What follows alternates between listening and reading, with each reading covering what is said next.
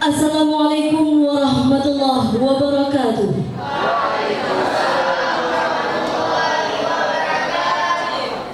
Alhamdulillah, salatu wa salaman ala rasulillah wa ala alihi wa sahbihi wa mawala, amma ba'd. Yang kami hormati Dekan Fakultas Usuluddin Adab dan Dakwah, Wakil Dekan 1, Ketua Jurusan dan Sekretaris Jurusan di lingkungan Fakultas Usuluddin Adab dan Dakwah, hadirin yang berbahagia, serta seluruh peserta on the job training Fakultas Usuluddin Adab dan Dakwah. Dengan mengucapkan Bismillahirrahmanirrahim, acara pembukaan kegiatan coaching on the job training Fakultas Usuluddin Adab dan Dakwah Institut Agama Islam Negeri Lok Semawe, Selasa 27 September 2022 dimulai. Pembacaan ayat suci Al-Quranul Karim oleh Saudara Abdul Haris, disilakan.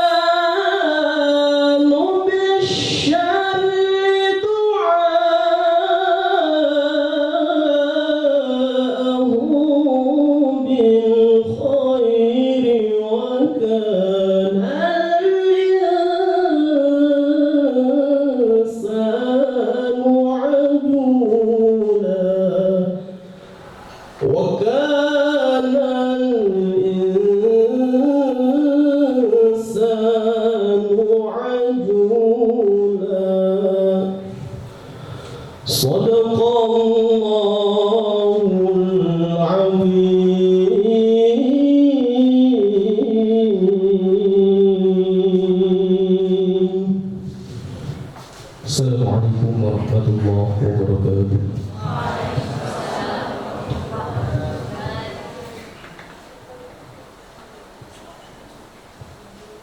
Laporan panitia oleh Wakil Dekan 1 Fakultas Usuluddin Adab dan Dakwah kepada Ustadz Irwanto MTH, disilakan.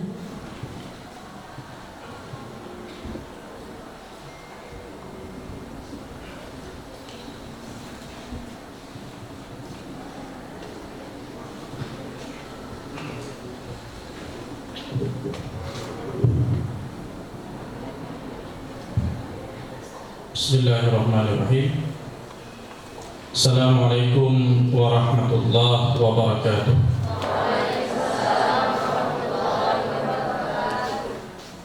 Alhamdulillahirabbil alamin.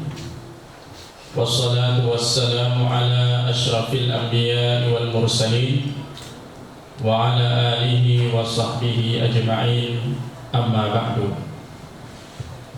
Puji dan syukur marilah sama-sama kita persembahkan kehadirat Allah Subhanahu wa taala atas limpahan rahmat, nikmat dan karunia-Nya.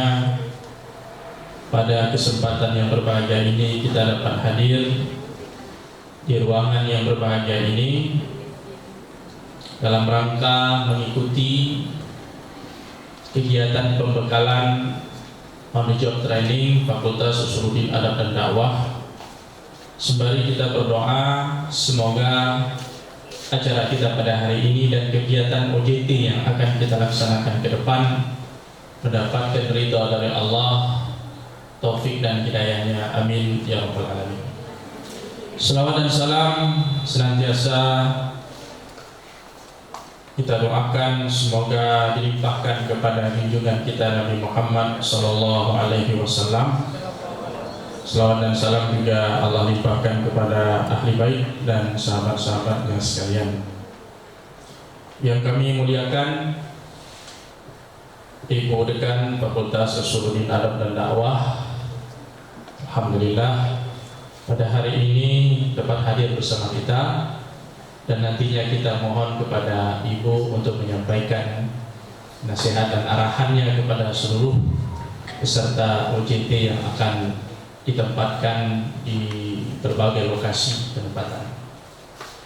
Yang kami muliakan Bapak Ibu Ketua Jurusan, Sekretaris Jurusan yang berhadir, Bapak Ibu dosen yang sekaligus akan menjadi supervisor untuk kegiatan OJT yang akan kita laksanakan. Yang kami muliakan seluruh tim panitia pelaksanaan kegiatan OJT, dan yang kami banggakan pada seluruh mahasiswa-mahasiswi Fakultas Usuluddin Adab dan Dakwah, baik dari jurusan Komunikasi dan Penyiaran Islam, dari jurusan Bimbingan dan Konseling Islam, maupun dari jurusan Ilmu Al-Quran dan Tafsir, sekaligus akan menjadi peserta OJT ke depan. Pada kesempatan yang singkat ini, izinkan kami menyampaikan laporan kegiatan pada hari yang berbahagia ini dan untuk seterusnya. Yang pertama sekali kami sampaikan pada Ibu Dekan yang terhormat, Bapak Ibu sekalian, hadirin sekalian yang dirahmati Allah, bahwasanya peserta OJT yang akan ditempatkan di berbagai lokasi ini berjumlah 121 orang putra dan putri, dengan perincian peserta dari jurusan bimbingan dan konseling Islam sejumlah 56 orang, kemudian peserta dari jurusan komunikasi dan penyiaran Islam berjumlah 37 orang, dan dari jurusan ilmu Al-Quran dan tafsir berjumlah 28 orang. Selanjutnya, jumlah lembaga yang kita jadikan sebagai lokasi penempatan kegiatan OJT kali ini sejumlah 35 lokasi atau 35 instansi. Tentunya di sini setelah panitia juga melibatkan jurusan bermusyawarah, lokasi-lokasi yang kita tentukan untuk para mahasiswa serta OJT sekalian ini adalah lokasi yang memang sesuai dengan bidang ilmu masing-masing prodi. Jadi kita menempatkan tidak sembarang lembaga atau sembarang lokasi, tapi kita memperhatikan aspek kesesuaian dengan bidang ilmu Anda. Karena di sini intinya OJT itu adalah bagaimana Anda mengenal dunia kerja yang sesuai dengan bidang ilmu yang selama ini telah Anda geluti. Jadi terpilihlah 35 lembaga ini. Ada lembaga pendidikan, ya, pesantren terpadu, yang mungkin ini relevan dengan peserta OJT dari AT, juga relevan dengan PKI, karena di dalam tradisi kehidupan pesantren terpadu itu ada pengasuhan, ada konseling, ada bimbingan santri dan sebagainya. Kemudian ada juga radio, ya, RRI dan radio-radio lainnya. Kemudian pertelevisian juga ada. Kemudian lembaga-lembaga yang bergerak di bidang media cetak, portal online seperti Serambi dan Waspada dan lainnya. Kemudian lembaga-lembaga rehab, SLB, Sekolah Luar Biasa, Mahkamah Syariah, Kementerian Agama dan sebagainya. Intinya lembaga-lembaga yang telah dipilih ini erat kaitannya dengan bidang ilmu ataupun konsentrasi yang selama ini telah anak-anak kami sekalian memilihnya. Kalau di DKI itu, kalau saya tidak salah, ada rehab dengan konseling keluarga, ya. Nah, jadi kita sesuaikan dengan konsentrasi yang telah dipilih. Demikian juga kalau di KPI juga ada konsentrasinya. Selanjutnya berkenaan dengan jadwal pelaksanaan OJT ini, hari ini dan besok ini adalah kegiatan pembekalan coaching, ya. Jadi kami berharap kepada para mahasiswa sekalian mengikuti kegiatan coaching ini dengan sebaik-baiknya, mengikuti dengan serius, karena di sini Anda akan dibekali berbagai ilmu dan pengalaman dari para narasumber atau trainer yang sudah berpengalaman, sehingga pada saat nantinya Anda berada di tempat atau di lokasi OJT, Anda lebih siap untuk beradaptasi dengan dunia kerja. Ya, kemudian setelah 2 hari kita melakukan pembekalan ini, ada beberapa hari jeda untuk kita istirahat dan mempersiapkan segala sesuatu. Kemudian insya Allah pada tanggal 3 Oktober sampai 25 November 2022, setelah kegiatan OJT yang sesungguhnya itu akan dilaksanakan. Jadi pengantaran mahasiswa-mahasiswi sekalian ke lokasi itu pada tanggal 3 Oktober. Nanti disepakati dengan supervisornya masing-masing. Dari Fakultas Usuluddin Adab dan Dakwah kita siapkan 1 supervisor yang akan menangani beberapa mahasiswa untuk 1 lokasi. Kemudian di lokasi tersebut nanti akan ada guru pamong, ya, atau orang yang mendampingi kalian, yang memberikan arahan kepada kalian pada saat kegiatan OJT berlangsung. Di setiap tempat itu ada 1 guru pamong. Yang insya Allah kegiatan ini akan berlangsung selama 40 hari kerja. Jadi tidak termasuk hari Sabtu dan Minggu. Jadi mulai dari Senin sampai Jumat untuk semua lokasi OJT. Jadi di sini harapan kita semua, ya, dengan kita laksanakannya kegiatan OJT ini, para mahasiswa sekalian dapat menerapkan ya teori-teori yang sudah didapat selama ini dalam perkuliahan untuk bisa diterapkan dalam praktek kerja langsung. Kemudian harapannya juga para peserta OJT ketika melakukan kegiatan OJT ini akan mendapatkan pengalaman kerja. Pengalaman kerja karena memang ini adalah satu tuntutan dari kurikulum KKMI di mana mahasiswa tidak hanya dibekali dengan teori tapi juga lebih kepada praktek untuk menerapkan teori-teori yang sudah dipelajari itu dalam dunia kerja. Kami juga berharap para peserta sekalian nantinya akan mendapatkan saudara-saudara yang baru, teman-teman baru, ya, koneksi dan jaringan-jaringan yang baru, dan ini juga akan sangat memberikan prospek yang baik untuk masa depan Anda. Dalam kegiatan OJT ini juga kita berharap para peserta sekalian dapat mengetahui lebih jauh, mendeteksi lebih awal kelemahan-kelemahan, kekurangan-kekurangan kita selama ini untuk bisa kita perbaiki, yang nantinya akan menjadi bahan perbaikan supaya pada saat kita menjadi lulusan nanti kita sudah siap terjun ke dunia kerja. Ini semuanya harus bisa dimanfaatkan selama 40 hari ini adalah waktu yang cukup baik untuk kita menimba pengalaman, memperbaiki diri, melihat kelemahan dan kekurangan untuk selanjutnya kita melakukan perbaikan-perbaikan ke depan. Mungkin ini saja yang dapat kami sampaikan sebagai laporan kegiatan dari kami panitia. Mohon maaf atas segala kekurangan. Terima kasih atas segala perhatian dan kerjasamanya. Billahi taufiq wal hidayah. Wassalamualaikum warahmatullahi wabarakatuh.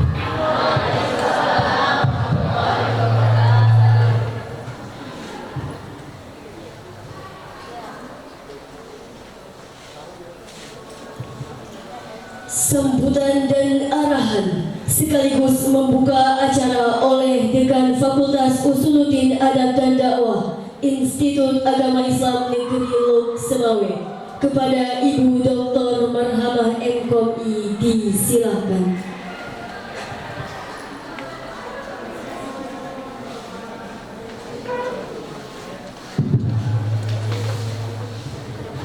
Bismillahirrahmanirrahim.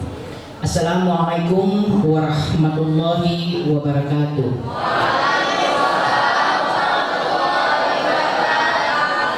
Alhamdulillahirabbil alamin wassalatu wassalamu ala asyrafil anbiya'i mursalin wa ala alihi washabbihi ajmain. Asyhadu an la ilaha illallah wahdahu la syarikalah wa asyhadu anna Muhammadan abduhu wa rasuluhu la nabiyya ba'da. Yang saya hormati Bapak Wakil Dekan 1 Ustadz Irwanto MTH, yang saya hormati Kajur IAD Ibu Dr. Ruhama Wasna MA, yang saya hormati Bapak Ibu dosen sekaligus supervisor, dan yang saya hormati seluruh panitia, ya sekaligus saya berterima kasih karena telah mempersiapkan kegiatan OJT ini.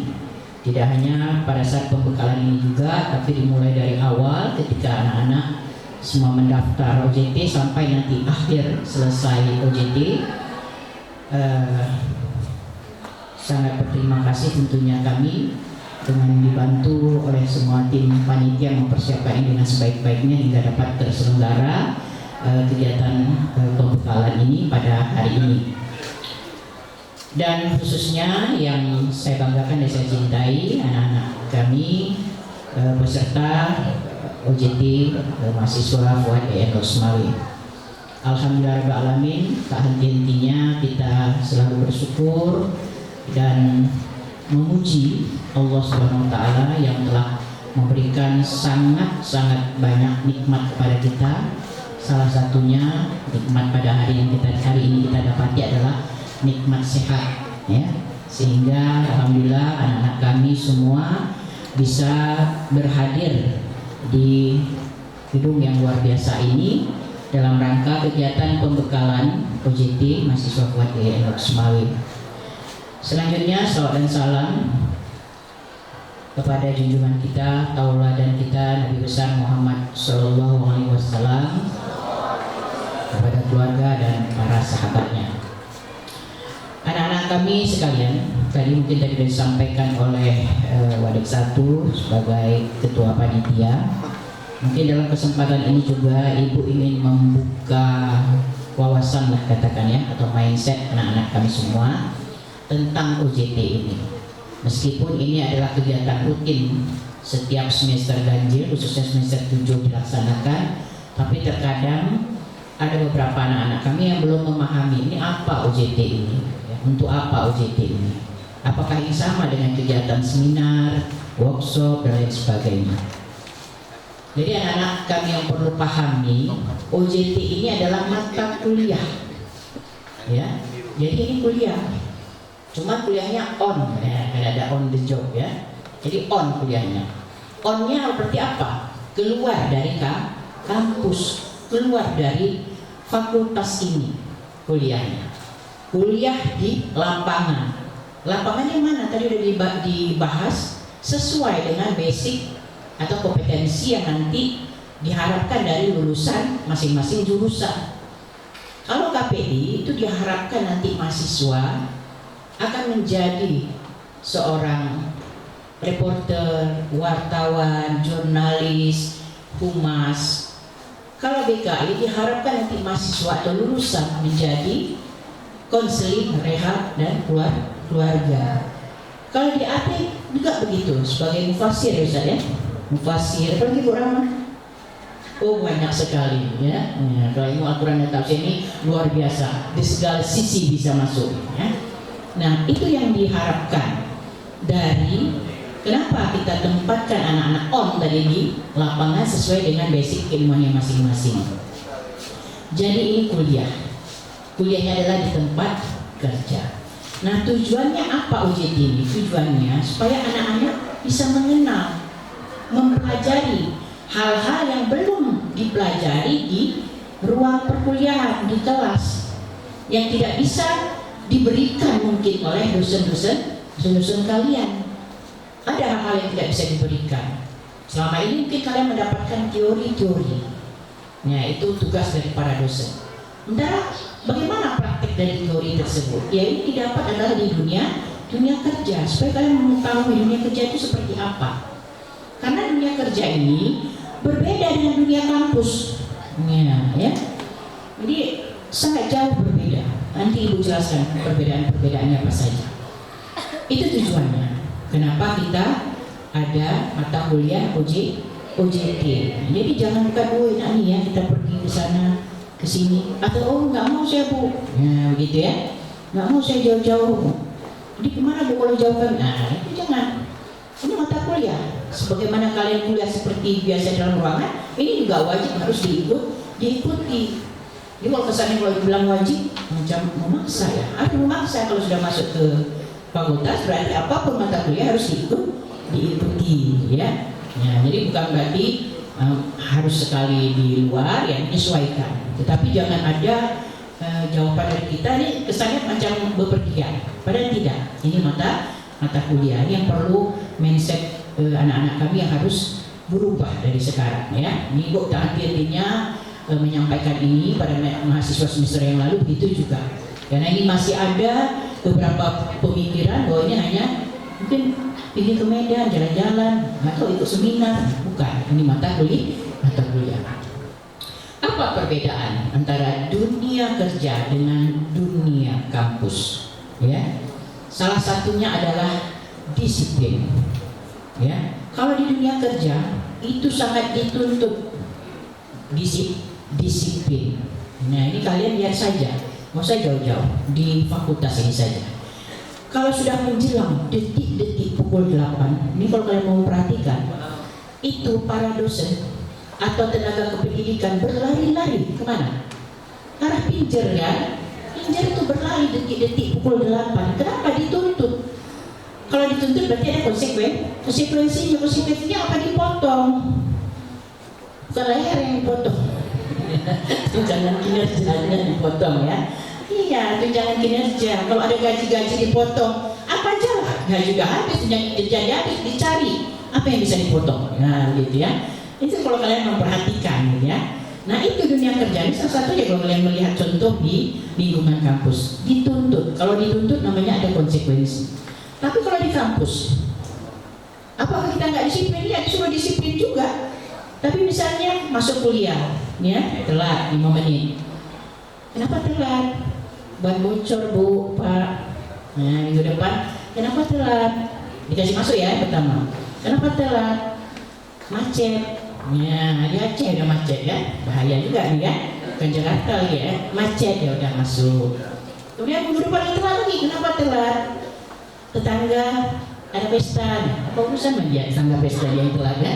Ya, gitu ya, pasti ada di sini yang kasih alasan seperti itu ya. Akhirnya dikasih masuk lima dosen dikasih, ya disiplin, tapi masih ada kelonggaran. Nah ini bedanya. Jadi jangan nanti terkejut. Oh begini rupanya dunia kerja. Aduh gak sanggup kita aja begitu. Ini lah makanya kita latihannya sekarang di OJT. Itu satu perbedaan. Perbedaan yang kedua, di dalam dunia kerja itu kita dibutuhkan adanya kerjasama, ya, adanya kerjasama tim. Kalau di dunia kerja kamu kerja sendiri, meninggal semua. Nggak akan ada yang bisa bekerja sendiri. Misalnya kita karena terlalu merasa hebat, akhirnya orang tidak ada yang mau bekerja sama kita. Ada yang begitu seperti itu nanti, ya. Maka kita tidak akan bisa menyelesaikan, mau sampai berbulan-bulan pun, bertahun-tahun pun, satu pekerjaan tidak akan bisa kita selesaikan kalau sendiri. Itu dunia kerja. Kalau di kampus bagaimana?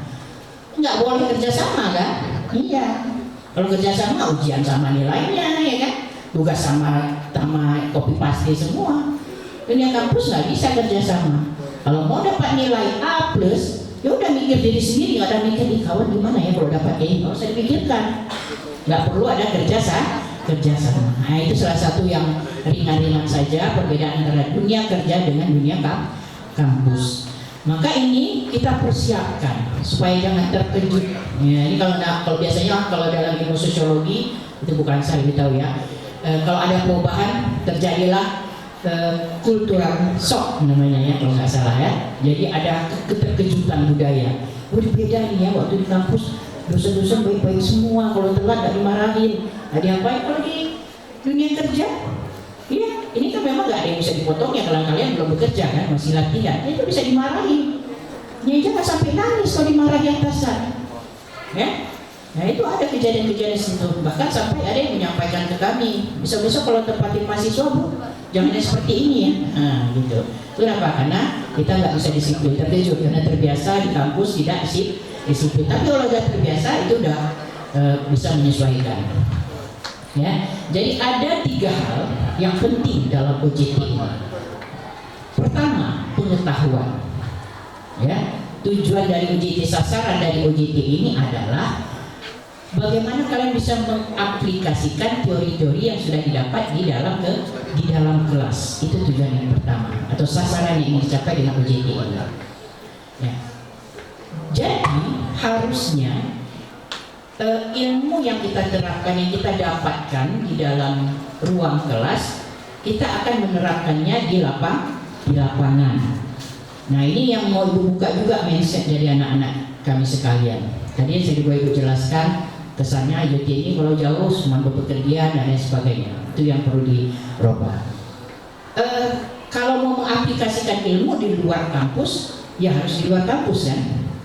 Bukan berarti ibu menyalahi yang anak-anak memilih OJT di dalam kampus. Kenapa? Boleh OJT di dalam kampus tapi yang sesuai dengan keilmuan, memang bisa diaplikasikan ilmunya. Misalnya, maka ibu robah. Tidak boleh bilang OJT Fuad, di Fuad nggak ada apa-apanya di Fuad.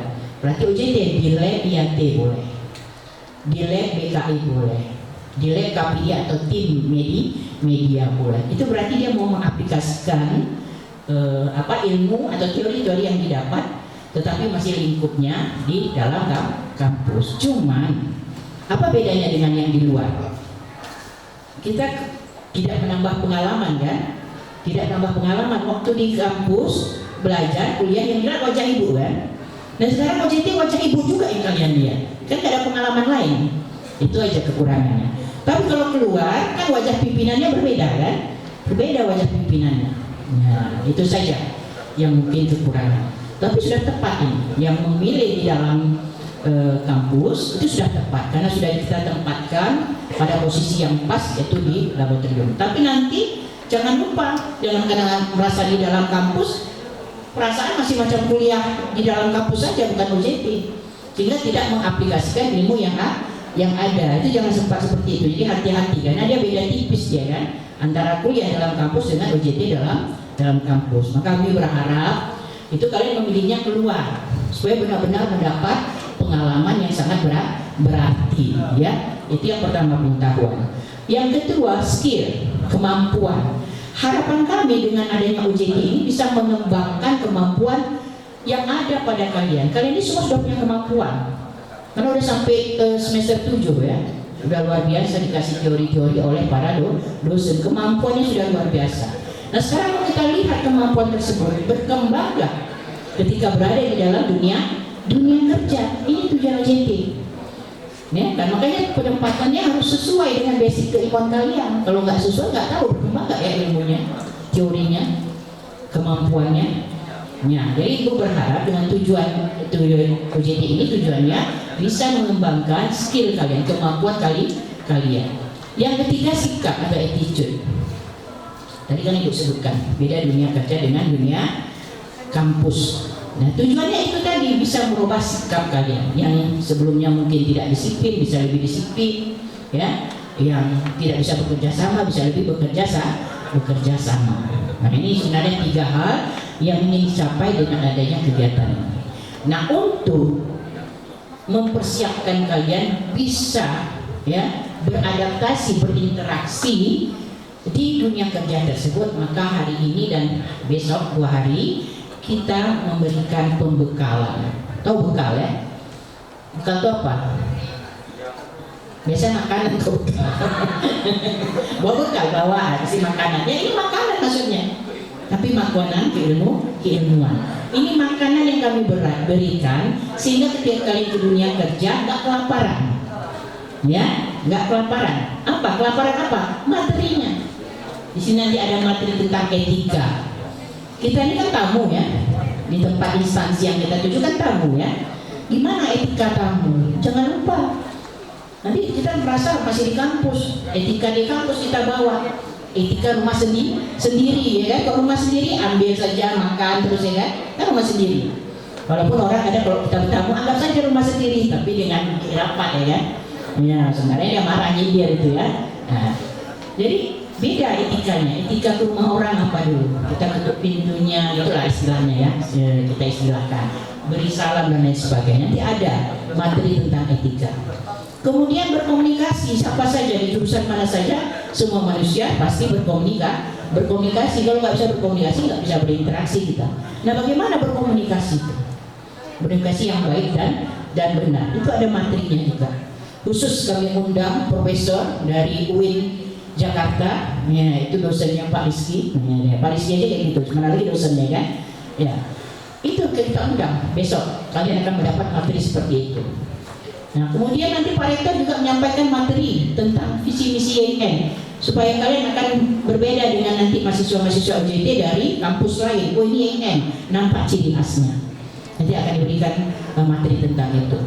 Juga materi tentang bagaimana kiat-kiat strategi atau pengembangan karir setelah OJT ini. Saya berharap misalnya 100 berapa nih? Tadi 120 ya? 121 saja dipanggil lagi balik, itu udah hebat ya.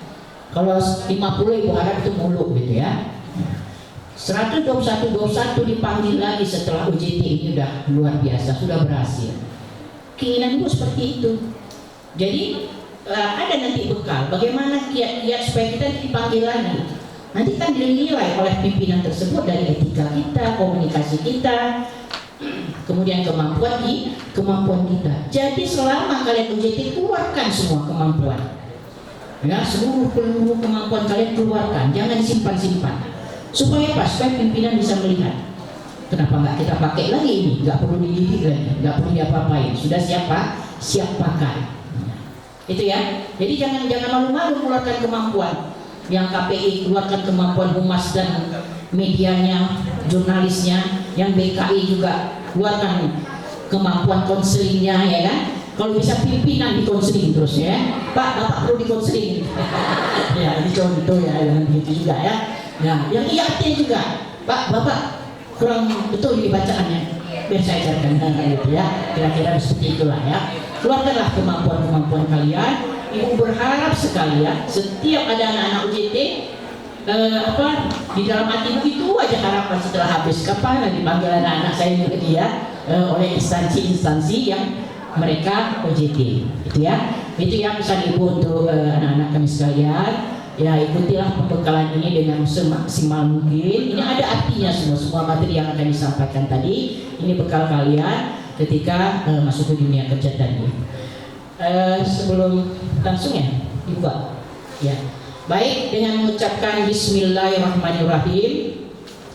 Kegiatan coaching on the job training Fakultas Usuluddin Adab dan Dakwah Institut Agama Islam Negeri Lok Sumawe dengan tema wujudkan kreativitas dan inovativitas dalam bingkai akhlakul karimah. Dengan ini saya nyatakan dibuka. Terima kasih atas perhatiannya dan maaf atas salah-salah kata. Dan saya akhiri dengan billahi fisabilil haq fastabiqul khairat. Wassalamualaikum warahmatullahi wabarakatuh.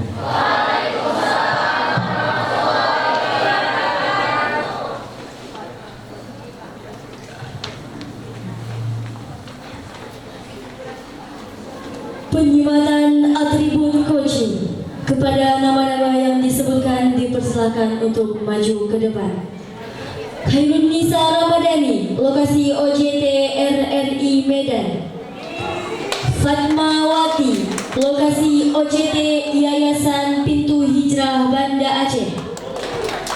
Dan Rian Maulana, lokasi OJT MAN 1 Lok Sumawe. Dipersilakan untuk maju ke depan.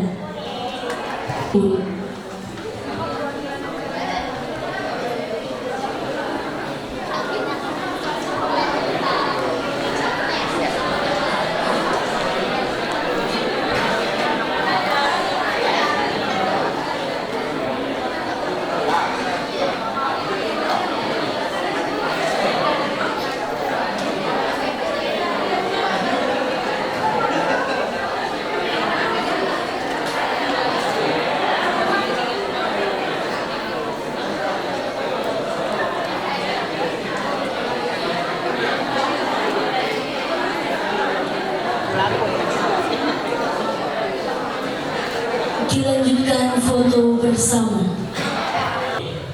Sudah saya tes barusan, IQ-nya tinggi-tinggi ya. Baik, ada yang bersedia menderita satu lagi? Ada? Ya. Jangan berdoa, nggak usah berdoa, jangan saya, nggak usah berdoa ya. Kita akan dapat. Ini namanya siapa? Zahira. Dari jurusan komunikasi dan penyiaran Islam. Apa beda komunikasi dengan penyiaran? Komunikasi terjadi antara satu individu dengan individu lain, sedangkan penyiaran itu sesuatu yang kita ingin siarkan kepada orang. Satu individu dengan individu lain. Kalau saya bicara dengan kalian semua, itu berarti bukan komunikasi ya. Oh, komunikasi juga, tambah satu lagi dengan satu individu atau kalau penyiaran Sesuatu yang bakal kita siarkan kepada orang-orang ya. Kalau ayam nggak masuk, berarti dia bukan orang ya. Dia nggak berhak dengan siaran kita ya. Baik, dengan jurusan dan ilmu yang sudah Anda pelajari 3 semester lebih, Anda mau mengembangkan apa di tempat pendidikan ini? Yang diperkirakan Anda punya keahlian di bidang itu. Mungkin saya lebih ke bidang editor ataupun fotografi. Editor ataupun fotografi. Memangnya Anda punya berapa fotografi orang? Apa hal-hal yang harus diperhatikan seorang fotografer? Pencahayaannya Pencahayaan. terus harus di tempat yang terang. Terus subjeknya harus long, premium, sama kecil. Namanya di zoom apa? Namanya penuh, terus tengah, dan itu ke zoom. Itu prinsip-prinsip fotografi. Kalau nanti saya amalkan foto saya rusak, awas ya. Nanti prinsipnya rusak kan? Apalagi tadi mau nyumbang selain fotografi, editor. Ya, apa yang harus diketahui seorang editor sebelum mengedit sesuatu? Ini edit visual apa edit audio atau edit tulisan? Lebih gambar. Gambar. Ya. Apa yang harus diketahui oleh seorang editor gambar?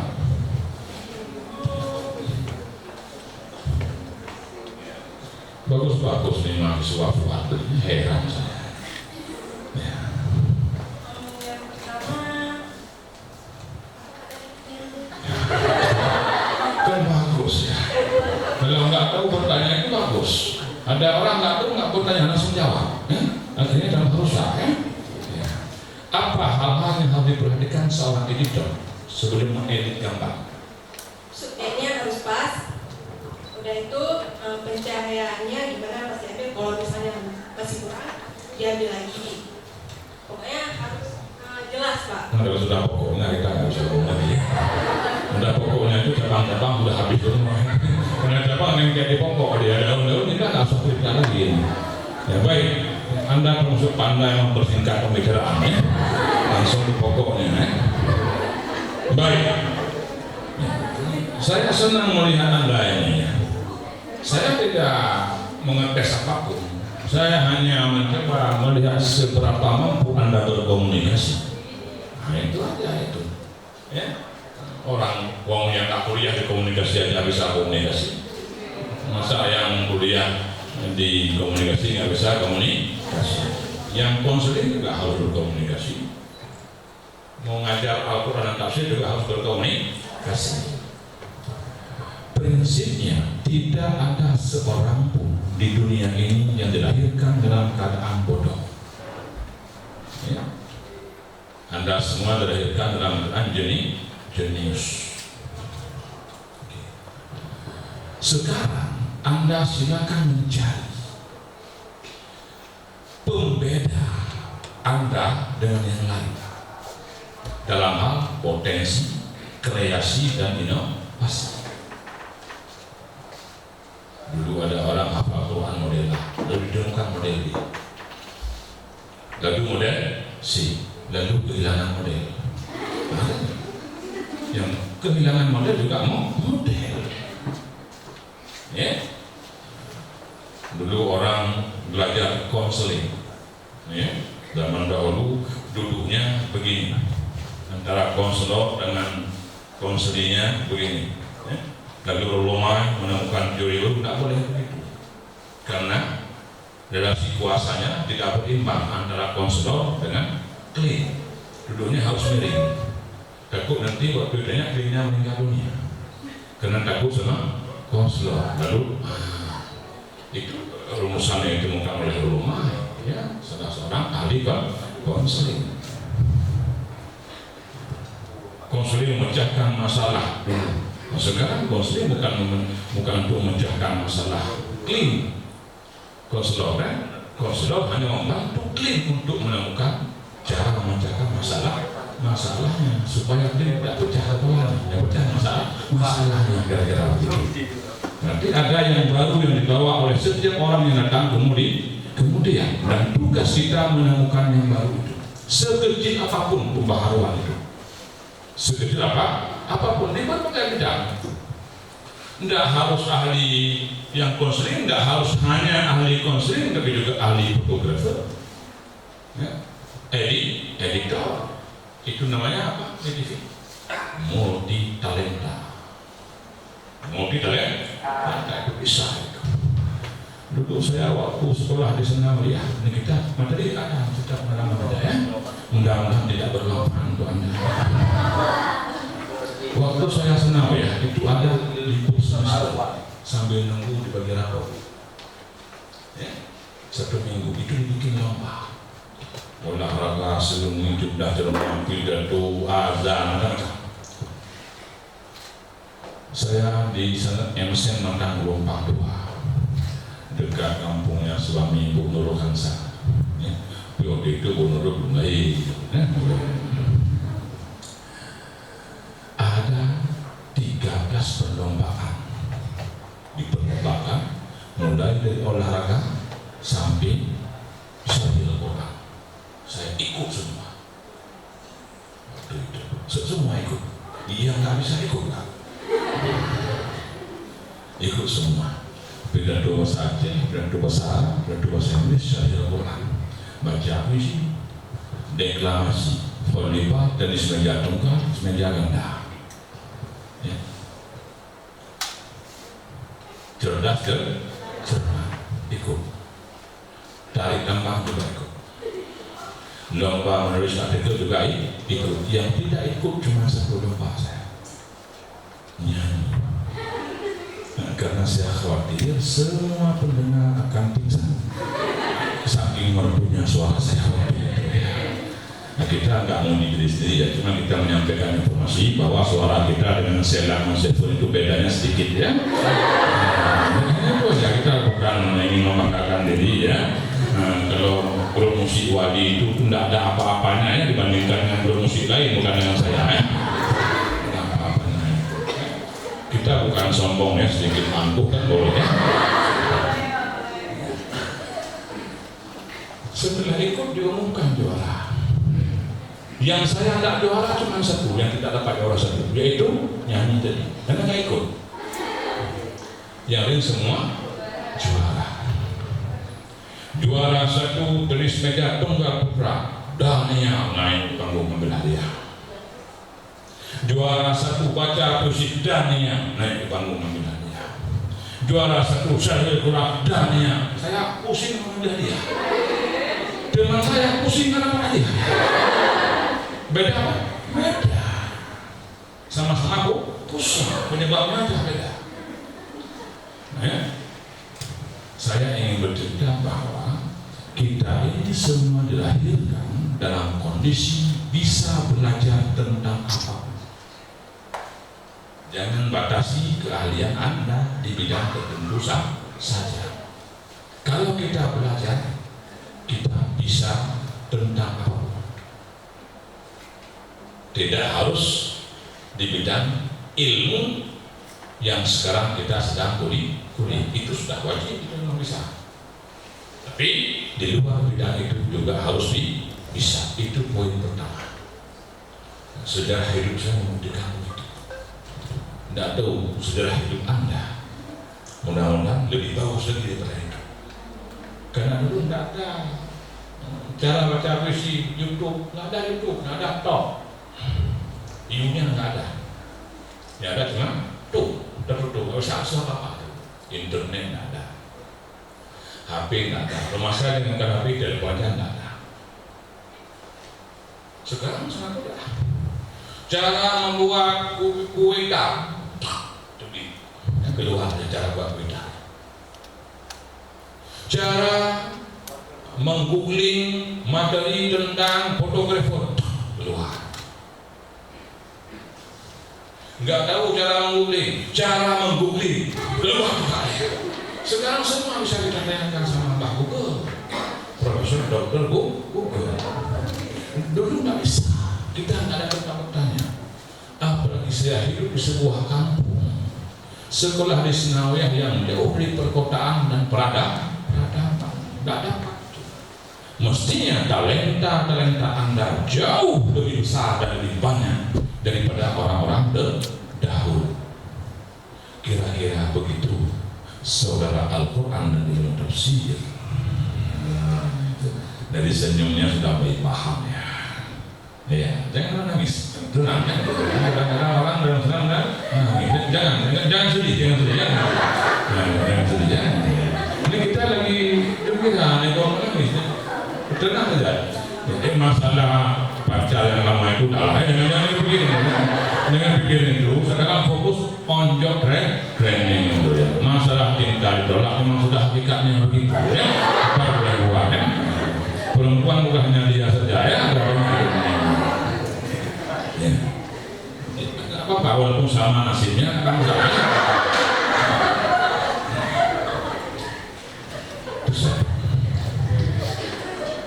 Saya ingin menyatakan bahwa kunci kita bisa apapun adalah belajar apapun kepada siapapun dimanapun dan kapanpun.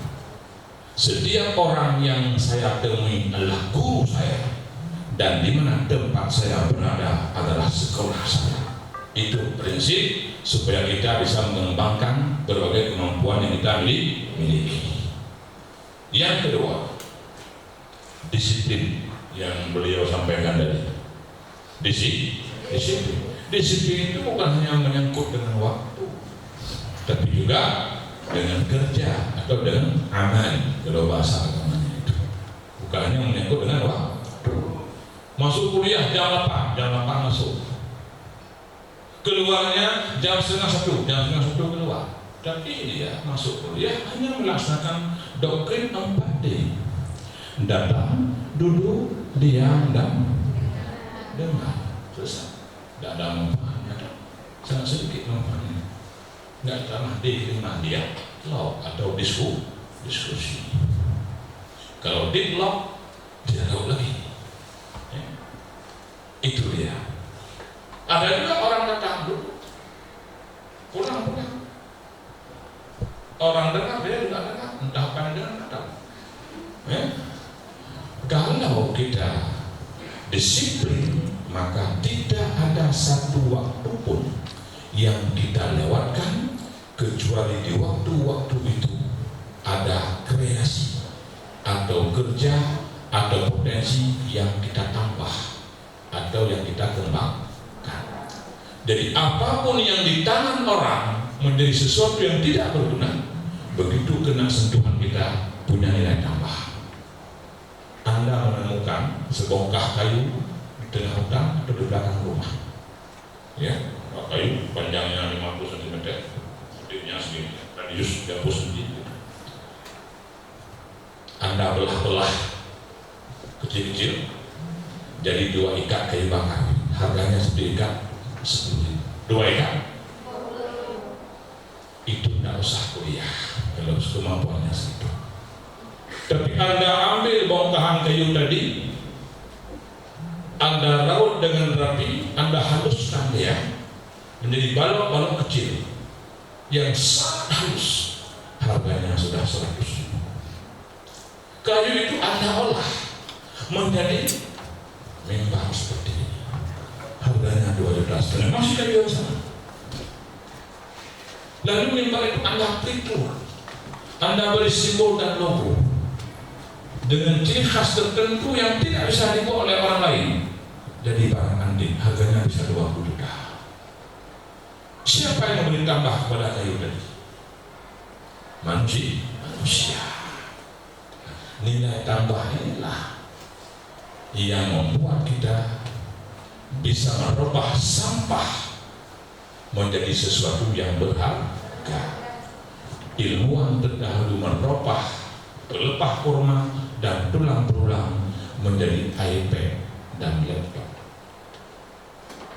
iPad dan laptop. Hati tahu yang dipegang sapang yang dilepas jadi hati. Yang usah halo smart, ya. Usah WA, usah macam dikoneksikan dengan internet, bisa apa saja kita. Bisa foto sendiri, ketawa sendiri, nangis sendiri, gila sendiri, bisa. Apa saja bisa. Ya. Itu hasil kreasi. Kenapa? Disiplin dalam memanfaatkan waktu. Yang ketiga, karena Anda ini akan melakukan on-job training 1,5 bulan. Tapi yang paling penting Anda persiapkan adalah menghadapi job, bukan lagi training. Setelah Anda wisuda nanti, bukan lagi training atau latihan kerja, tapi sudah betul-betul bekerja. Tapi pekerjaan itu Anda lalui dengan melatih diri Anda menjadi profesional. Caranya tambah pengetahuan, tambah keterampilan. Kalau berteman dengan teman yang menambah pengetahuan kita, atau dengan teman yang kita bisa bagi pengetahuan dengan dia, dia bermanfaat, kehadirannya kita juga bermanfaat. Dan itu caranya baru bisa dilakukan kalau kita belajar sesuatu yang baru setiap saat. Dulu sebelum ada internet, saya kalau ke kampus, di kampus Jogja itu ada koperasi toko buku. Setiap pagi saya datang jam 6:30 karena kuliah jam 7. Sebelum ada seorang dosen pun dan mahasiswa datang, saya sudah datang situ dan tokonya sudah dibuka. Yang saya cari buku baru yang terbit hari ini. Kalau ada langsung saya beli, saya curi, beli dong, ya? Saya curi punya orang, ya? Langsung dibeli. Kalau ada lu, kalau nggak ada, tanggung jawab ya. Sehingga kita satu hari saja tidak ke toko buku, kita ketinggalan beberapa buku baru. Sekarang Anda bisa ke toko buku tanpa mengayunkan selangkah gerakan Anda. Anda hanya menggoyangkan jari-jari Anda. Bisa ke semua toko seluruh dunia, bahkan tidak ada dunia nyata, hanya ada dunia maya. Seorang masih bodoh nama begitu kan, pasti gampang deh. Dulu kita harus jalan kaki, berbuat teringat lagi, hampir kau. Sekarang jarinya aja goyang, luar. Jumlahnya bisa jutaan, ya, dengan berbagai bahasa di berbagai bidang ilmu pengetahuan. Yang ketiga, untuk menghadapi masa depan yang tentu lebih rumit daripada masa kami dulu, dibutuhkan penguasaan bahasa asing. Apa itu bahasa asing? Jangan membuat Anda terasing dari bahasa. Minimal paling sedikit Arab dan Inggris, paling sedikit. Kalau Anda kan pasti menguasai dua bahasa, ya, bahasa Aceh dengan bahasa Indonesia. Itu sudah pasti, ya, pasti. Tapi sudah lihat kalau bahasa ini juga tidak ada masalah, ya, tidak ada masalah. Ya. Bahasa Arab ada masalah? Tidak ada masalah. Kalau kita tiap hari ngaji Al-Quran, memangnya ada masalah apa dengan bahasa Arab? Kalau bahasa Al-Quran aja tiap hari baca, Anda ada masalah. Ini ada jadi masalah. Ya? Yang penting belah. Duduknya biasa aja, nggak usah grogi. Saja. Kita nggak pernah membuat orang grogi, ya. Nggak usah ya sepatu jari, nggak perlu. Biasa santai biasa. Nggak usah senyum biasa aja, ya, seperti ini. Ya. Nggak usah senyum enggak. Itu ya.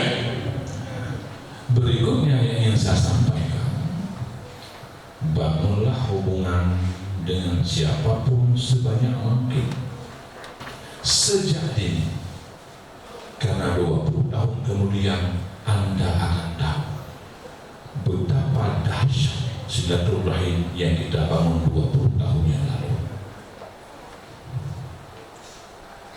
Ya, ini namanya siapa? Nggak tahu namanya ini. Ini namanya Pak Saiful. Ini karyawan yang paling ganteng di Fuad. Sebelum dibandingkan dengan saya, kita tidak boleh memuji diri sendiri. Sebenarnya tidak boleh. Kita hanya memberikan informasi tentang diri kita. Ya. Nanti dalam memberikan informasi di era terbukaan melanggar undang. Ya Pak Saiful, ya? Siap, Pak. Siap menjadi lebih tidak operasi. Baik, itu ya. Saya kira untuk pengantar ini saja. Ada yang bertanya dan Anda tetap mengingat pepatah, malu bertanya sesat di jalan, banyak bertanya keterlaluan. Silakan kembalikan ke moderator. Baik, sekali lagi tepuk tangan untuk Pak Rektor. Ada banyak poin-poin penting tadi yang diberikan Pak Rektor sebagai bekal kalian nanti di dunia kerja. Sekarang siapa yang mau tanya? Dari semua jurusan boleh, nggak dipilih-pilih. Oke, silakan. Itu siapa namanya? Saya angkat dulu.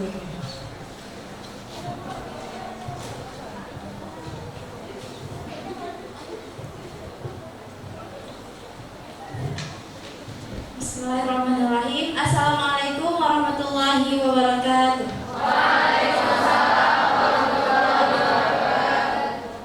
Disebut nama dan jurusan ya. Baik, Ustaz. Nama saya Nurdi Deyani, jurusan Bimbingan dan Konseling Islam Uni 1. Izin bertanya Ustaz. Tadi Ustaz ada menyampaikan dan ada pertanyaan kepada kawan-kawan semua bahwa kita harus tahu apa potensi kita yang tidak dimiliki oleh orang lain. Nah, pertanyaannya, bagaimana cara kita tahu potensi yang ada pada diri kita yang tidak dimiliki oleh orang lain agar kita dapat mengembangkan potensi kita tersebut? Terima kasih. Wassalamualaikum warahmatullahi wabarakatuh. Ada lagi? Dua lagi. Jangan berharap orang lain bertanya ya. Jangan bertanya. Ini berharap ya ada yang tanya, saya nggak usah tanya sendiri. Ada? Oh ini Pak. Ya. Ini. Dipegang dulu mikrofonnya. Kalau Pak pegang mikrofonnya nggak apa-apa. Silakan mengucapkan satu kalimat saja. Saja. Anda ingin ngomong apa sekarang? Dosen itu harus tahu persis mana tip yang baterainya banyak tapi nggak bunyi. Silakan. Ya, jangan lihat ke sana, ke sini. Saya tersinggung ya kalau lihat ke sana. Kita dicuekin ya. Silakan. Anda mau ngomong apa? Mau tanya apa? Kira-kira? Assalamualaikum warahmatullahi wabarakatuh.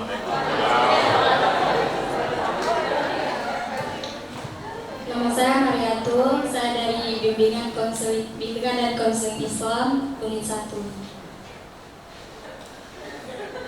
Saya ingin bertanya, bagaimana cara menguatkan mental kita yang lemah? Terima kasih. Orang mentalnya sudah kuat begini masih lemah ya.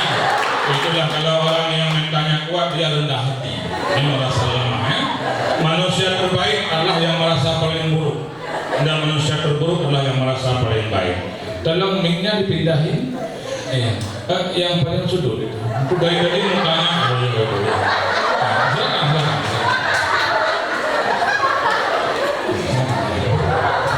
Udah beri lagi mukanya kan nggak enak juga kita di sini.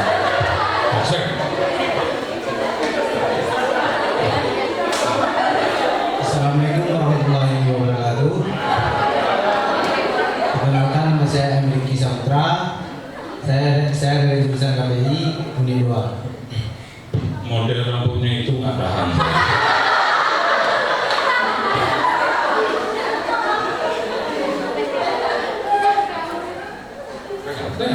Apa aja boleh tanya.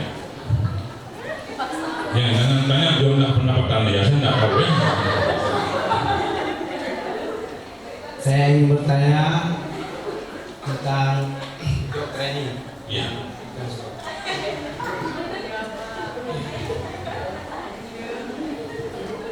Kayak nama Pak. Ya. Nggak pakai bahasa Inggris juga boleh. Bahasa susah.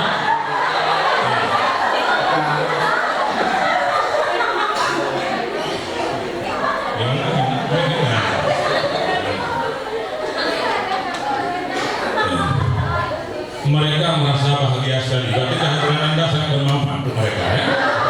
Silakan. Ingin bertanya tentang OJT yang akan ini kita kerjakan. Oke.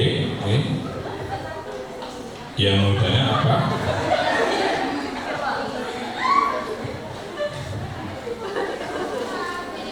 Apakah Anda mau bertanya kenapa mereka begitu?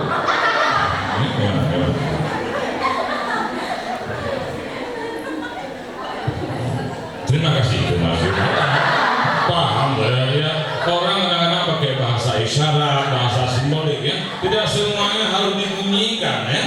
Hanya orang-orang yang mengerti yang paham. Nah, usah takut.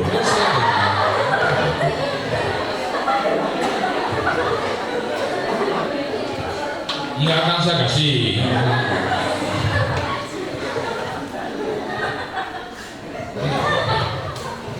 Silakan. Assalamualaikum warahmatullahi wabarakatuh. Perkenalkan, nama saya Nani Kumala dan saya dari jurusan Bimbingan dan Konseling Islam Uni 2. Jadi Pak, mau diizinkan ya.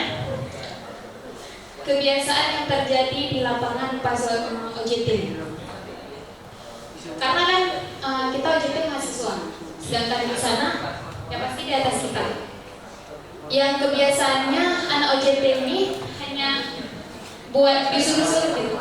Iya emang kita itu buat disuruh kan. Ini ada kerjaan dia yang nggak tuntas gitu, misalnya udah berkas banyak gitu. Pas ada OJT ya udah anak OJT yang kerjain semua gitu. Misalnya bukan di bidang kita gitu Pak. Kasihan ya. Tips untuk kita bisa menolak itu tanpa menyinggung perasaan mereka, tapi menyakiti hati mereka. Tanpa menyinggung perasaan dan tidak menyakiti hati. Jangan terjemahkan salah-salah. Dia aja tidak menyakiti hati, bukan menyakiti hati. Ya? Sudah, itu aja. Ada satu lagi? Ya. Boleh di over mikrofonnya. Ini sampai jam 3:30 aku buka pertanyaan, mungkin udah izin pulang. Dijawab sama keburukan sana dia. Ya, ini sampai 70 orang saatnya. Ya. Dekat ya. Ini sekalian saya beri tips public speaking ya. Silakan. Saya Pratama Abduran dari KPI semester 7 ingin menanyakan Pak. Jadi kami sudah kuliah sampai semester 7. Namun sebagian dari kami, mayoritas kami masih menyatakan bahwa kuliah untuk mendapatkan kerja. Apakah itu salah atau lebih baik niatnya kita kuliah untuk mendapatkan ilmu? Manakah yang lebih baik Pak? Sekian, terima kasih. Wassalamualaikum warahmatullahi wabarakatuh. Ini pertanyaannya susah-susah bukannya. Saya akan mempermudah jawabannya ya, biar jangan susah lagi. Ya. Bagaimana cara kita mencari potensi kita? Mengetahui potensi kita, dia cari tahu dong. Dalam pelatihan, dia selalu materi pertama itu adalah konsep diri. Konsep diri. Kalau Anda punya tempat tidur di rumah, maka di samping kalau selalu di kos, ya, karena saya tak punya rumah, ya waktu kuliah. Di samping tempat tidur saya ada beton putih begini. Saya tempelkan kertas waktu 2 lembar. Lembar sebelah kiri itu tentang potensi-potensi positif yang saya miliki. Lembar sebelah kanan potensi-potensi negatif yang saya miliki. Divislah. Setiap saat Anda harus bisa mengurangi hal-hal buruk yang masih ada pada diri Anda dan menambah hal-hal baik yang Anda miliki. Itu cara pertama untuk menggali potensi. Cara kedua, external evaluation. Minta teman Anda yang Anda percaya untuk menilai Anda. Ya, saya ini cocoknya jadi apa ya? Tapi nggak usah begitu, biasa aja, ya? Biasa aja. Ya? Jadi Anda bisa minta opini orang tentang diri Anda, tentang kelebihan-kelebihan yang Anda miliki. Terutama orang-orang dekat yang Anda anggap paham tentang potensi Anda. Karena tidak semua orang mengenal potensinya, apalagi potensinya sangat banyak. Sehingga banyak yang tenggelam, yang tidak bisa dia ketengahkan, tidak dia ketahui, bakat-bakat tersebut. Contoh, saya pernah mengajar di kelas 3 Madrasah Ibtidaiyah Negeri Tanah Merah. ada seorang anak namanya Hendardi, tinggal kelas 3 tahun berturut-turut. Tahun keempat mau ditinggalkan lagi kelasnya oleh wali kelas. Saya angkat tangan supaya bagaimanapun anak ini naik kelas. Hampir semua guru tidak setuju. Lalu setelah mendengar semua pendapat, kepala sekolahnya, ibu-ibu waktu itu memutuskan, boleh anak ini naik kelas, tapi Pak Daniel buat di kelas. Oke? Oh, oke. Menggayanya, oke. Memang begitu ya. Lalu anak ini yang sebelumnya duduk kursi paling belakang, saya pindahkan paling depan, di depan meja saya. Saya mengajar kaligrafi waktu itu ya, di kelas 3. Dia di kelas 3 sudah 3 tahun. Saya kira dia siswa paling berpengalaman. Kaligrafi itu muatan lokal yang baru diajarkan di madrasah itu saat itu. Sebelumnya belum pernah kaligrafi, sebelumnya bahasa Aceh. Lalu saya mengajarkan khat nasah pada masa itu, menulis Bismillahirrahmanirrahim. Setelah saya beri soal, ya, mereka kerjakan, saya keliling. Ini bagus sekali, kaligrafi yang di kelas. Bagusnya lebih bagus daripada saya sendiri. Lalu saya perhatikan, bisa nggak anak buat dekor? Buat dekor hasil imajinasi sendiri. Tidak, saya beri contoh. Dia buat. Saya ketemu bakatnya ini. 3 tahun yang lalu, bahkan mungkin sampai 5 tahun lalu, semua guru mengatakan anak ini pengacau, sering ganggu temannya belajar, sering bikin masalah dengan guru, bahkan pernah menentang guru. Tapi punya bakat kaligrafi. 6 bulan kemudian di Kecamatan Pesangan diadakan lomba kaligrafi antar sekolah dan madrasah. Dia ikut mewakili minta juara. Saya datang kepada kepala sekolah, tolong anak ini diumumkan di depan semua teman-temannya bahwa dia juara 1 kaligrafi. Jadi bukalah di kelas itu depannya, dibuka depannya, memanjang itu 3 kelas ya, dikumpulin murid semua, guru-guru semua, diumumkan bahwa dia adalah juara kaligrafi. Sepanjang dia sekolah, baru saat itu guru ngomong tentang kebaikannya. Selama ini guru ngomong tentang keburukannya. Nggak bisa matematik, nggak pernah bikin PR, telat masuk, nggak pakai sepatu, nakal, pengacau. Semua sifat-sifat negatif dinisbahkan kepada dia, dan semua sifat-sifat positif dinisbahkan kepada juara kelas itu.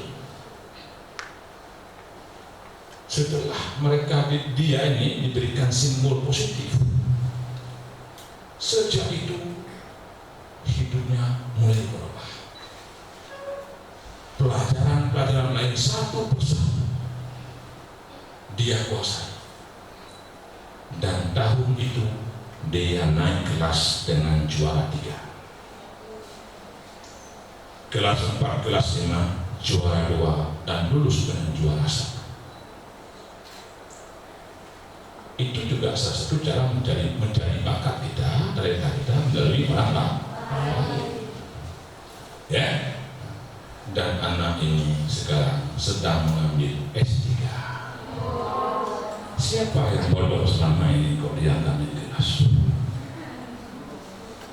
Siapa? Yang ada aku bilang gurunya. Dosennya nggak boleh bilang, nggak usah disembunyikan. Tahu saya apa maksudnya, tahu kan? Siapa yang bodoh sebenarnya? Gurunya. Makanya saya bilang, murid itu bukan wadah yang harus kita isi. Murid itu adalah api yang harus kita nyalakan. Jadi bukan the banking concept of education, tapi the problem posing of education. Anda ini semua punya isi. Dan Anda hadir di sini di kelas dunia kerja besok bukan ingin diisi botolnya, ingin menukar isi botol. Botol Anda isinya jus orange, ini sirup, ini kopi, ini teh, jus alpukat, jus jeruk, wortel, tomat, jus itu demikian. Kita tukar. Untuk apa ditukar? Untuk memperkaya potensi kita. Makanya perbedaan itu bukan pertentangan. Perbedaan menunjukkan bahwa kita punya kekayaan. Kalau itu bakat, kekayaan bakat. Kalau itu talenta, kekayaan talenta. Makanya kalau beda pendapat dengan kakak seperti kemarin, jangan ribut.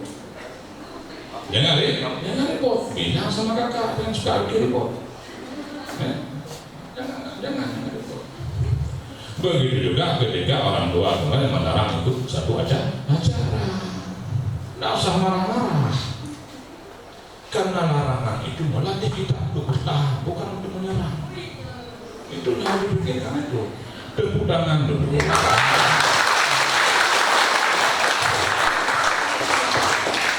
Kalau kita tidak pernah dilarang oleh orang tua kita, oleh guru kita, oleh teman kita, oleh atasan kita tak pernah belajar untuk bertahan. Hidup kita hanya untuk menyerang. Dan menyerang itu bukan cara yang hemat untuk menang. Menyerang itu cara yang paling tidak ekonomis untuk menang. Karena capek. Cara untuk menang bukan menyerang. Artinya kita menang bukan pada saat mengalahkan orang lain, tapi kita menang pada saat kita bisa beruntung untuk banyak orang. Itu kita menang. Yang kita aja untuk orang lain. Begitu kira-kira. Nggak usah tepuk tangan ya. Itu ya yang menang bentar ya. Jadi tanya apa lagi?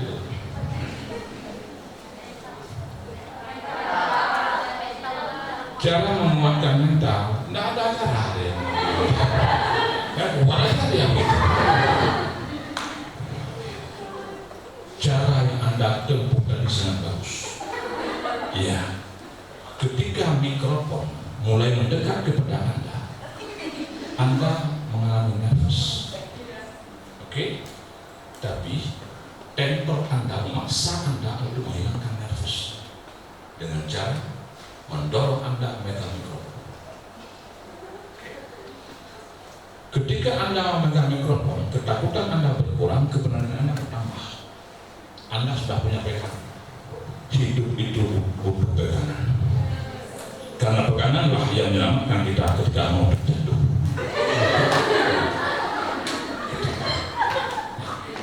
Hasilnya, apakah Anda bisa bicara? Bisa. Pertanyaan beliau sama dengan pertanyaan ahli-ahli komunikasinya orator lainnya, kualitasnya juga bagus. Padahal sebelum ditunjuk baru jalan, udah modal. Kenapa? Punya pegangan. Seperti tentara punya pistol. Dia nggak takut sama rampok, punya pegangan. Kalau nggak ada pistol, megang rampoknya. Kehilangan pegangan. Apa yang saya katakan? Untuk melatih mental kita, kita butuh orang lain. Butuh orang lain. Pepatah Cina mengatakan, jadilah bumi tempat dia kembali, supaya dia menjadi langit tempat engkau berteduh. Jadilah tempat dia merebahkan badan, supaya dia menjadi diam tempat engkau berteduh. Kira-kira begitu teman itu. Jangan makan teman kalau makan. Orang makanannya nasi, kau makan teman ya.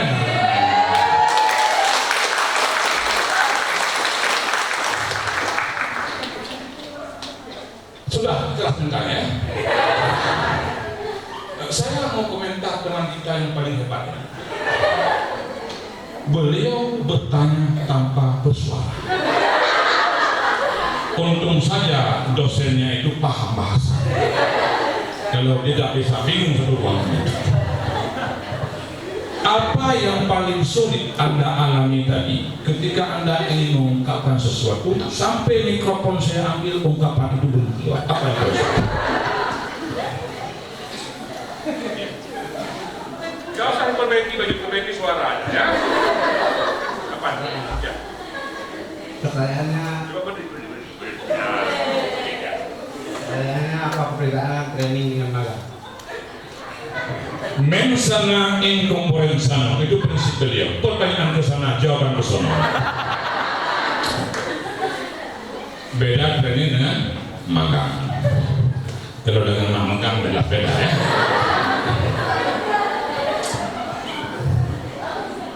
Training itu salah satu metode untuk mendidik kita. Sementara magang hanya caranya. Ingin ngerti tentang cara buat kue bolu, dia magang di pabrik kue bolu. Artinya menetap di sana beberapa saat supaya dia learning by doing.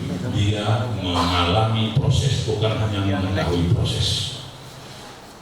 Ya, kalau learning by knowledge tidak efektif.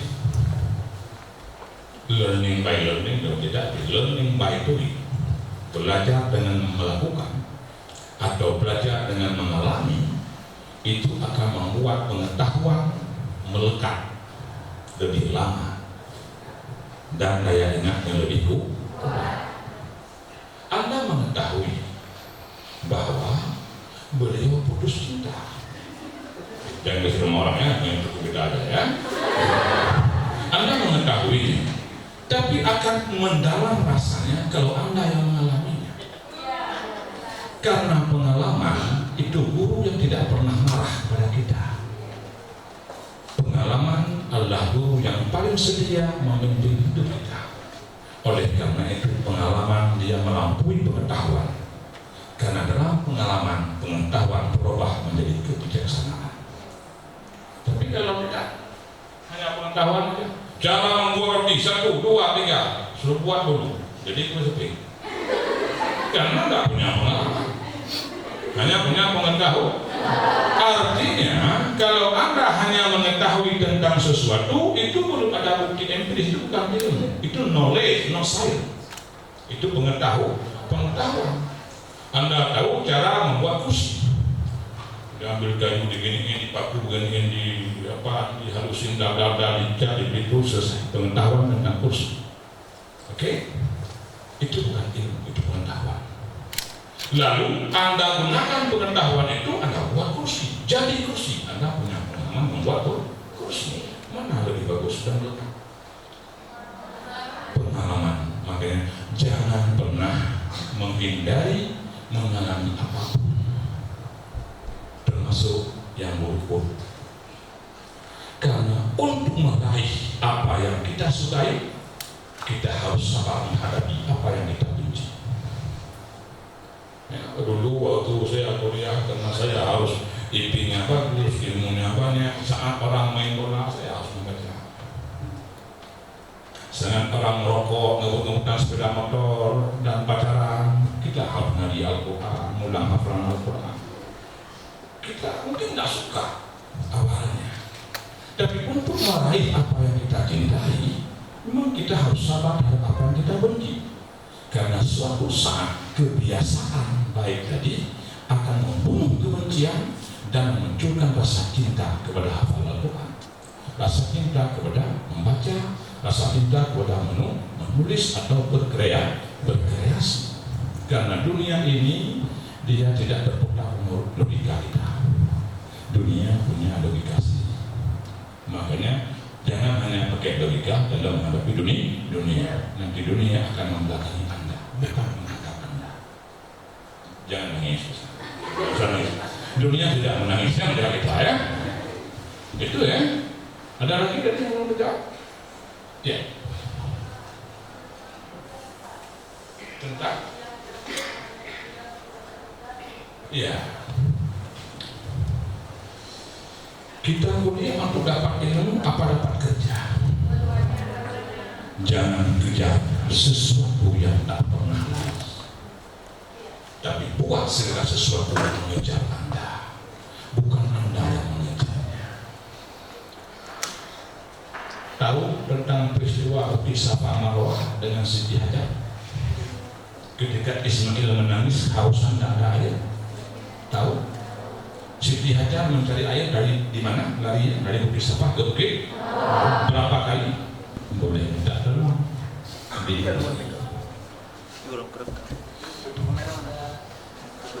Baik, sudah. Kalau ada permasalahan dengan atasan atau bawahan atau dengan pekerjaan itu sendiri, bukan dengan pekerjaan, bagaimana caranya? Mungkin kata kalau itu bermakna pasti ada.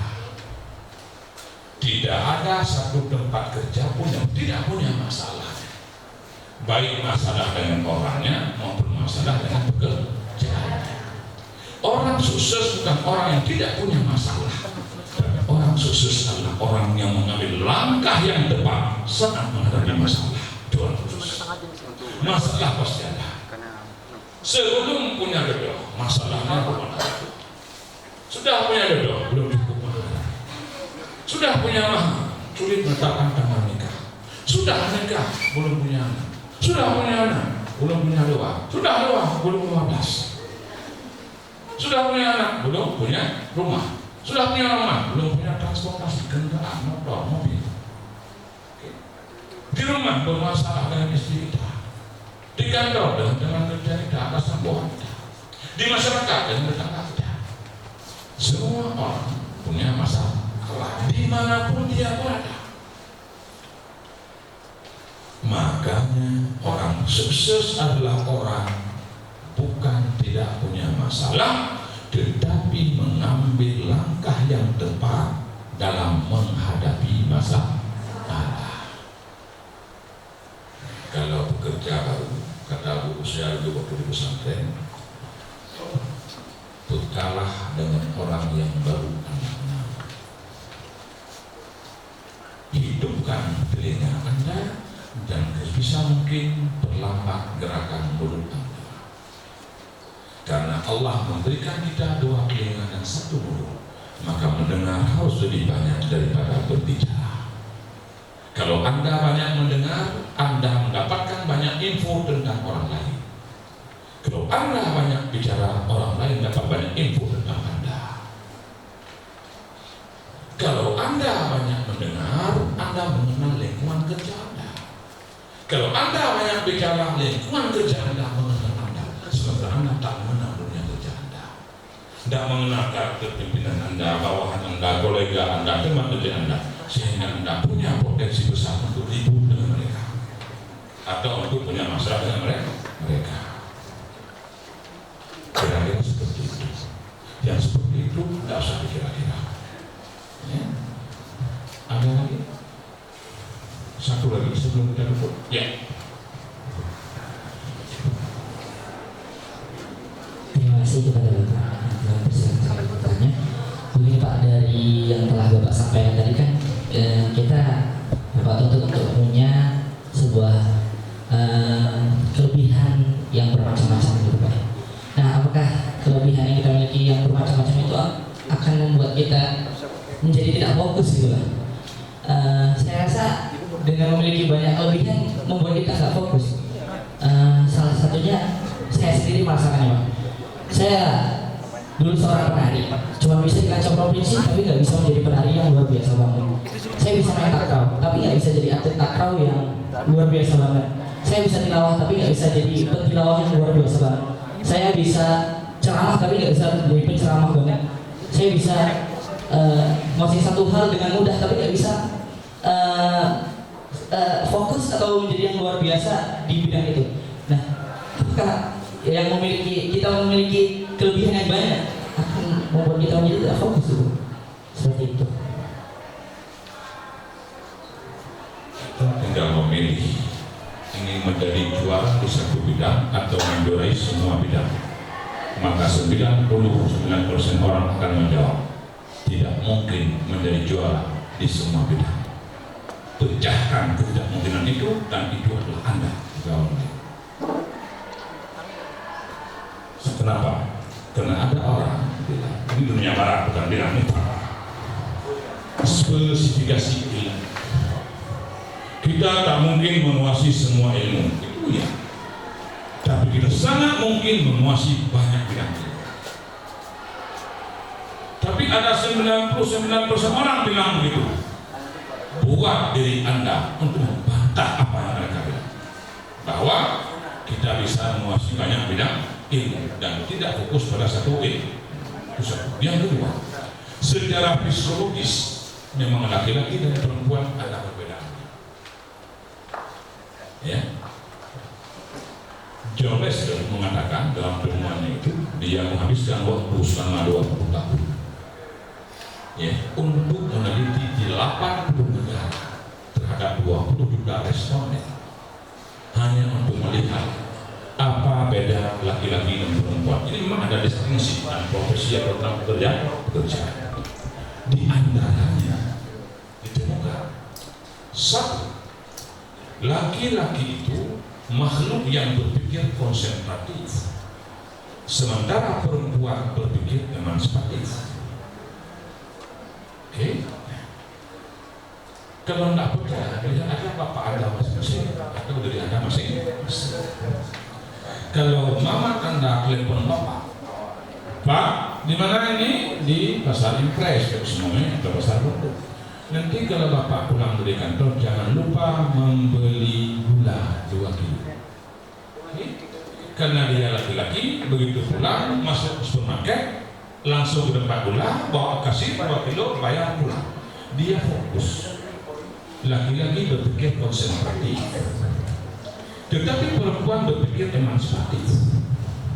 Seorang istri mengatakan kepada suami, Abi, nganterin Umi sebentar ke Pasar Impres untuk membeli bawang putih. Oke? Ketika dia berjalan ke tempat bawang putih, jumpa tempat orang tua lepet. Kemudian Alaska, kaki bawang merah, minta manis, ketumbar, ikan, sayur, tempe, dan tahu. Yang lupa dibeli cuma bawang. Ya, kenapa? Karena perempuan berpikir emansipatif. Oleh karena itu, bila laki-laki masuk dalam sebuah ruangan, dia fokus langsung mencari tempat duduk dan dia duduk di tempat itu. Dia fokus. Tapi perempuan bila masuk ke sebuah ruangan yang baru yang tidak pernah dimasukinya, terulah rumah yang baru dia datangi, yang dia cari pertama bukan fokus tempat duduk, tapi mungkin kalau dia warnanya bagaimana itu dia segala macam kan, sampai suaminya pulang baru dia duduk. Itu emansipatif. Secara neurologis berarti betul laki-laki itu dia konsentratif, sulit fokus lebih pada 2 hal atau 1 hal. Makanya laki-laki itu sulit mengerjakan beberapa pekerjaan dalam 1 waktu, sulit. Tapi perempuan karena berpikir emansipatif, dia biasa melakukan lebih dari 1 pekerjaan dalam waktu yang sama. Sambil menyanyikan anaknya la ilaha illallah kalimat thayyibah payung bagi bangun kita gorengan. Minyak sayur sambil nunggu ikan batik sambil ngungkapin orang. Karena berpikirnya emansipatif. Tapi setelahnya udah ngapain? Menjadi lelaki. Itu betul dalam konteks itu ya. Tetapi bukan berarti itu laki-laki pada umumnya. Bukan berarti tidak ada laki-laki yang tidak fokus, yang tidak bisa menempuh banyak profesi. Tetapi umumnya orang akan menyarankan fokuslah pada satu hal sampai Anda ke puncak dalam hal itu. Kali internasional, desain grafis internasional, pengusaha sukses tingkat dunia. Silakan kalau nama itu. Tapi bukan berarti orang tidak bisa sukses lebih dari 1 profesi di tingkat puncak. Walaupun orang-orang seperti ini pilihan, orang-orang bukan jenius, pilihan. Karena orang sukses yang di dunia ini yang jenius hanya 15%. Bisa dicatat seperti Bill Gates, ya, yang punya Microsoft itu ya, kemudian apa namanya Nangkasogi yang gubernur kan? Bukan orang jenius itu. Hanya 15% di dunia ini orang jenius yang sukses. 85% orang-orang sukses dunia ini adalah orang yang IQ-nya biasa-biasa saja. Tapi ikhtiar dan usahanya telah mengembangkan potensinya yang luar biasa. Baik di bidang pemerintahan, bidang ekonomi, bidang politik, bidang karir, bidang pertanian, perdagangan, dan seterusnya. Mereka-mereka yang IQ-nya biasa saja, tapi ketekunan, kedisiplinan, dan ikhtiarnya yang membuat dia jadi luar biasa. Dapat kalau melihat ini tadi, silakan. Tapi orang-orang yang luar biasa itu dia melawan keyakinan banyak orang. Dia tidak mengikuti arus kebanyakan orang. Sudah ada celah itu. Dulu saya punya seorang dosen, tidak perlu saya sebutkan namanya, sudah tua. Dan menurut sejarah, sejak jurusan itu berdiri, jurusan saya kuliah berdiri dan dia mengajar, tidak pernah satu orang mahasiswa pun dapat nilai B-, paling tinggi C+. Itu saja syukurnya pribadi. Lalu suatu ketika saya ngambil mata kuliah dia, karena bisa ngambil 24 SKS, 2 mata kuliah apa itu. Semua kakak letting saya dan mahasiswa yang mengenal bapak itu mengatakan, kamu musibah. Sudah 9 tahun jurusan ini berdiri, bapak itu mengajar. Tidak ada seorang pun dapat nilai B, paling tinggi C+. Itu pun tempat kelas hanya ada 1-2 orang. Apalagi B. Mustahil kamu bisa dapat nilai bagus. Saya orang yang suka mengerjakan hal-hal yang mustahil. Kalau ingin jadi orang luar biasa, kita harus melakukan hal yang luar biasa. Jangan luar biasa. Saya menghabiskan waktu 3/4 untuk mencari cara bagaimana dapat nilai bagus. Bukan belajar, bukan untuk belajar, mencari cara apa klik atau clue dengan bapak ini. Hanya 1/4 waktu saya pakai untuk belajar mengaku itu, dan hasilnya A+. Tahu hasilnya? Ternyata lembar jawaban harus ditulis dengan huruf kapital semua, karena dia penglihatannya sudah mulai berubah.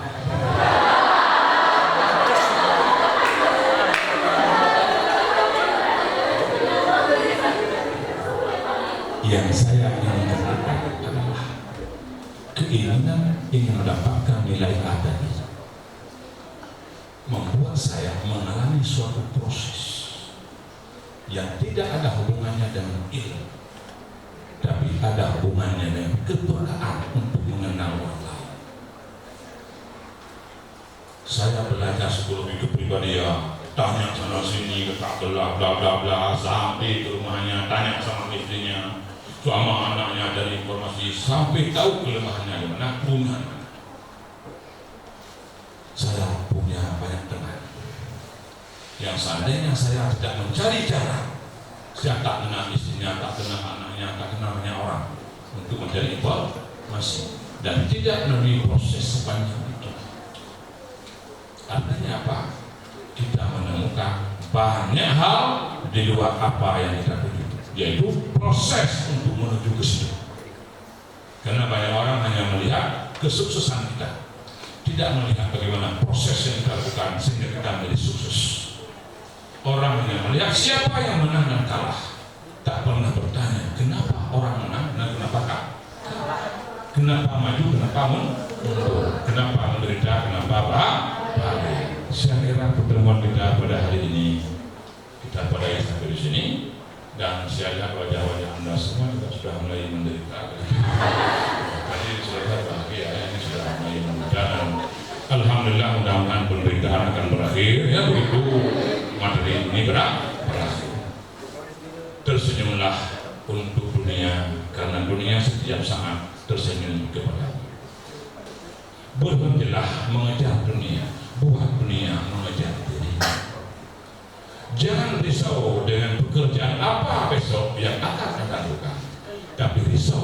Kalau Anda punya banyak pekerjaan, tidak tahu apa yang dilakukan Anda.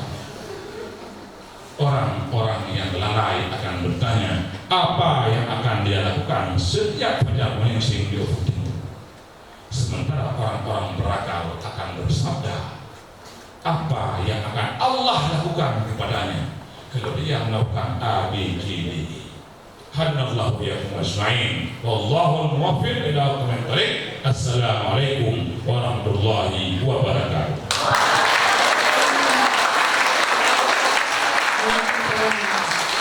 Baik, terima kasih Bapak Dr. Daniel Memage, juga selamat datang Ibu Dr. Manhamah.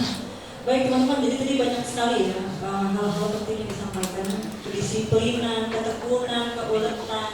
Jadi itu adalah bekal yang paling penting ketika nanti kalian terjun di dunia kerja. Dimulai dari masa job training. Baik teman-teman semua, dengan berakhirnya materi dari Bapak Rektor Yanus Male, maka dengan ini juga berakhir acara coaching on the job training pada hari ini. Jangan lupa besok masih ada lagi ya. Baik, astagfirullah. Besok ada lagi, besok lebih mantap lagi. Hari ini mantap, besok mantap. Penderitaan yang tidak bermanfaat. Nanti lebih menderita lagi tempat kerja itu lebih menderita. Sekarang ada apa? Baik, terima kasih semuanya. Acara saya kembalikan kepada panitia. Wassalamualaikum warahmatullahi wabarakatuh.